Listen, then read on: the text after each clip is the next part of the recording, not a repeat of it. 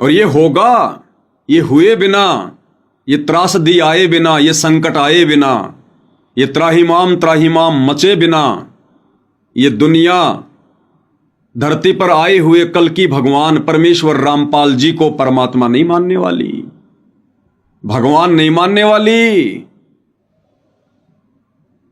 और साथ में परमेश्वर रामपाल जी के जो नादान भगत, जो आंखें बंद करके भेड़ चाल में चल रहे हैं, ना बरवाला कांड को समझ पा रहे, ना अपने गुरु के मकसद को समझ पा रहे, और ना ही भगत के भेष में जो भेड़िए इन सतलोक आश्रमों में बैठे हैं, ना इनको समझ पा रहे, और भक्ति को ढोंग बना दिया, ड्रामा बना दिया, मर्यादाओं की धज्जियां उड़ा दी।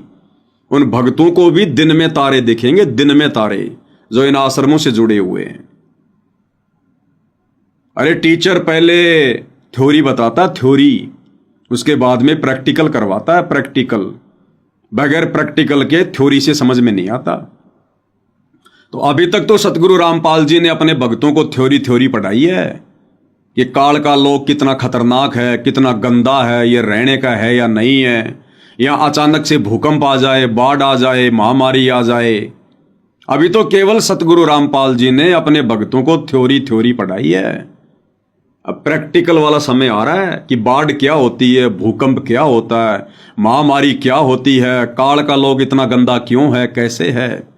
तब जाकर हमारा कलेजा अंदर से हिलेगा, हमारी ये मोह ममता, कार कोठी संपत्ति से, परिवार से, तब ये धीरे धीरे हटेगी।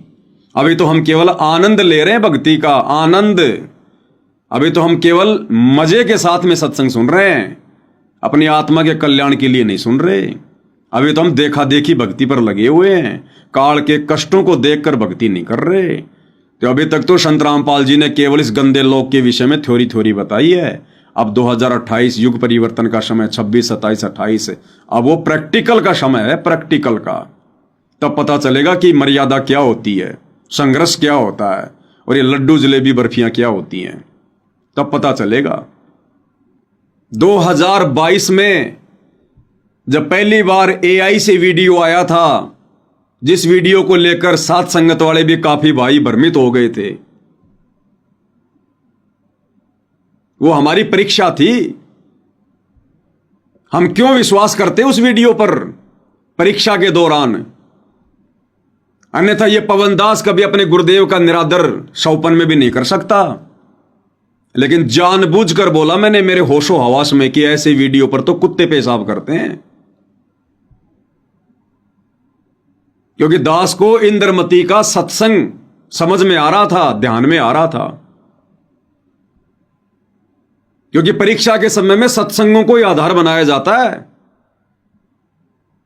कि भक्ति मार्ग में ऐसी परिस्थिति हमारे सामने भी आएगी। इंद्रमती को परमेश्वर कबीर जी ने नाम उपदेश दिया, और उपदेश देने के बाद कहा कि बेटी आज से तीसरे दिन मेरे रूप में काल आएगा, आज से तीसरे दिन मेरे रूप में काल आएगा। और बेटी वैसे तो अपने गुरुदेव भगवान का आदर करना चाहिए, आते ही तुरंत उनको दंडवत प्रणाम करना चाहिए, लेकिन अब मेरा आदेश है, मेरे रूप में यानी तेरे गुरु के रूप में तीसरे दिन जब काल आएगा, तूने उस दिन दंडवत नहीं करना, तूने उसको आदर नहीं देना और अपना सुमरण करते रहना। और ऐसा ही हुआ। तीसरे दिन इंद्रमती के गुरु के रूप में काल आया, आवाज मारी इंद्रमती, आवाज भी गुरु की और चेहरा भी गुरु का। जैसे वर्तमान में ये वीडियो बनाए जा रहे हैं, आवाज भी गुरु की और कार्टून वाला चेहरा भी गुरु जी का।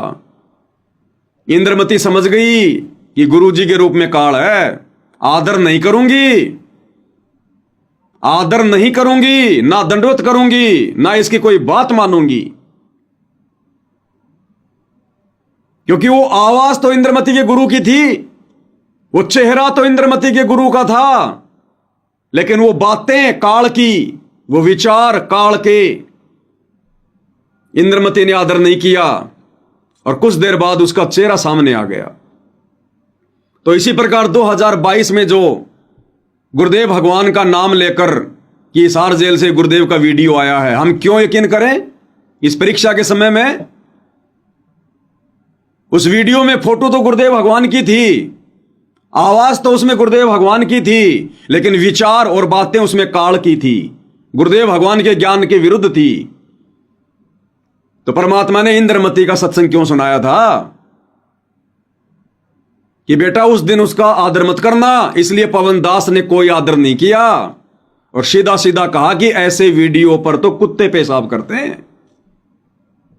गुरुदेव ने सारा पाठ हमें पढ़ा रखा है, हर समस्या का समाधान बता रखा है, बस निशाने पर तीर मारने की जरूरत है, निशाने पर तीर मारने की। और वही हुआ वो वीडियो एआई का। आज ये लोग सरेआम बनाने लग गए एआई से, आज सरेआम बना रहे हैं, नकली गुरु बना दिया एआई से, नकली आवाज बना दी तुम्हारे गुरु की, और संगत मूर्ख बन के बैठी है। अरे इंद्रमती की तरह दिमाग लगाना, आज हम कैसे यकीन कर लेंगे? हमारे गुरुदेव ने कब कहा कि लाओ समोसा और चाय? ये तुम्हारे गुरुजी की आवाज में यहां पर बुलवाया जा रहा है एआई से कि लगा दो भगत जी समोसा चाय, लगा दो समोसा चाय। एक बार फिर सुन लो। संत रामपाल जी महाराज स्कूटर को रास्ते में एक चाय की दुकान के पास रोक देते हैं। राम राम महाराज जी। राम राम भगत जी। महाराज जी चाय समोसा लगा दूं? हाँ भगत जी लगा दीजिए। लगा दो चाय समोसा। लग गया चाय समोसा। ये परीक्षा का समय है, परीक्षा का समय। इसलिए संगत में दो भाग बन गए, एक ज्ञानी और एक अज्ञानी, एक देखा देखी में चलने वाला और एक ज्ञान को आधार बनाकर चलने वाला, एक तत्व ज्ञान को आधार बनाकर चलने वाला और दूसरे अपने कोऑर्डिनेटरों को आधार बनाकर चलने वाले। इसलिए दो पार्ट बन गए संगत में।